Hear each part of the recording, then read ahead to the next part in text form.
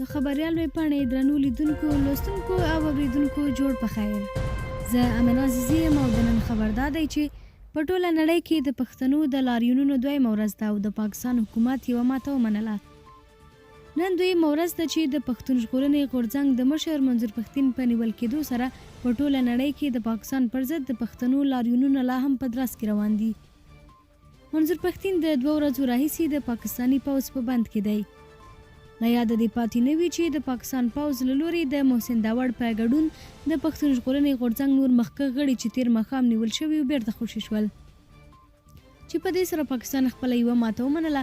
خو د پاکستان پر ضد به په ټوله نړۍ کې د پښتنو لاریونونه تر هله دوام ولري ترڅو د پښتون ژغورنې غورځنګ مشر منظور پښتین د پاکستان پوځ نه وي آزاد کړی.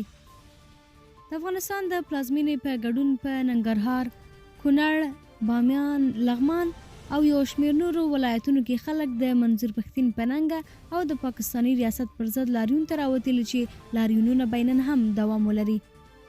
د پاکستاني ریاست له لوري د پښتون ژغورنې غورځنګ د مشر منظور پښتین نیول کېدل په نړیواله کچه غندل شوي او دا د بشري حقونو او نړیوالو اصولو خلاف کار بلل شوی. په ټوله نړۍ کې د لر او بر افغان پښتنو لاریونونو د پاکستان حکومت ورخطا کړی او ورو ورو ماتې ته نږدې دی.